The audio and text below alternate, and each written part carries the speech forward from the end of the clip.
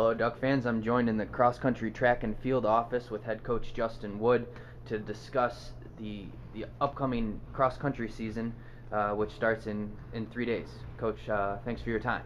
Thank you. All right, if you want ready to go, can you just kind of talk about how the teams look so far this preseason? You've had a couple weeks now of training before your opening meet starts.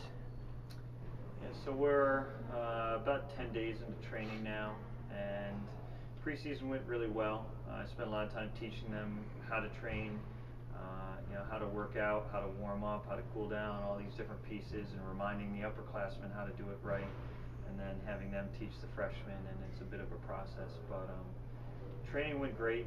We got a solid block in before classes started yesterday, and so I think it was a good jump start to our season. And can you give just a little breakdown of how each team looks? Newcomers or freshmen, sophomores, and upperclassmen, how it disperses throughout both teams? Yeah, sure. So on the men's side, we have huge numbers and a very strong nucleus of guys right now. It's kind of hard to see where it's all going to pan out with our top 7 because of the talent that we have. 7 freshmen on the men's side joining us. Many of them are quite good, I think, and they're going to develop within this program, and a solid group of returners too. So I won't really predict who will be in our top 5 or top 7 or top 10, but I can say with confidence that that group is looking quite strong, and we could potentially be a stronger team than we were last year. The women look great right now. We definitely have a lot of room for growth, and I expect that they will continue to get better as we go along. I expect to see some freshmen plug into our top 7 potentially. It's just going to take some time before they get set, and sort of adjust to the training and the workload and everything else. But the women's team looks to be quite good as well. And we'll talk about your schedule a little bit now.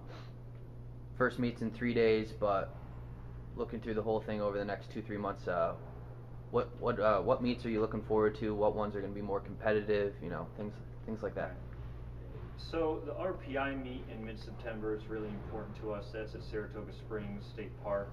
That's where Empire 8s are held. So I'm looking to prepare the team to go to that course and preview it, but also run well on the course. I think that's going to set us up to have some confidence going back to Empire 8s later in the year. Then we're going to go to Paul Short.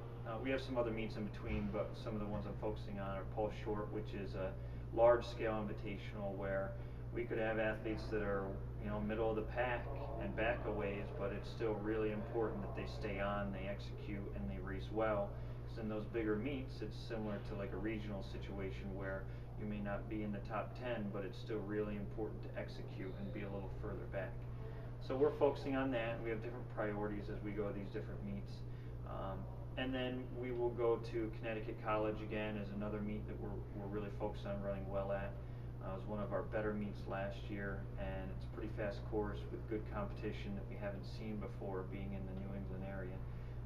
So I'll focus on those 3 before we enter championship season, and I'll use some of our other meets along the way to help develop the athletes and teach them the different parts that I want to. And I would just go into kind of where the program's going. In your first 2 years, both teams have just grown tremendously. They've had much better individual finishes and team finishes. So where's the future going? Yeah, so that's the exciting part about the program is that our numbers are growing. Our results are improving as well. Performances are improving both individually and as a team. And then with that comes this influx of recruits, a higher caliber recruit that is now interested and a good fit for us.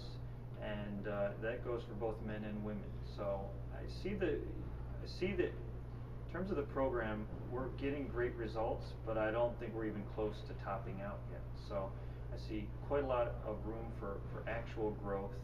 And then I'm also spending time and a number of years now with the same athletes, and they're developing in this program, and that's helping with a bit of a cultural shift as well, where I think that they're excited about what's going on with the program and very invested, and that's helping teach the newer athletes that join us to also get on board with that. And so that shift is very clear.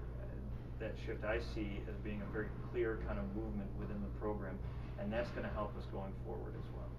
And that's a good response that you had, that the culture's changing and you still don't think that the team is where it could be with its highest potential. So what goals have you set out for the overall program this year, and what goals for the men's team, what goals for the women's team this year? Sure. As a program, we talked during preseason about number one, just getting better and staying injury free while we do it. We're training quite hard, very consistently throughout the whole year. We have to prioritize being injury free and just small victories along the way.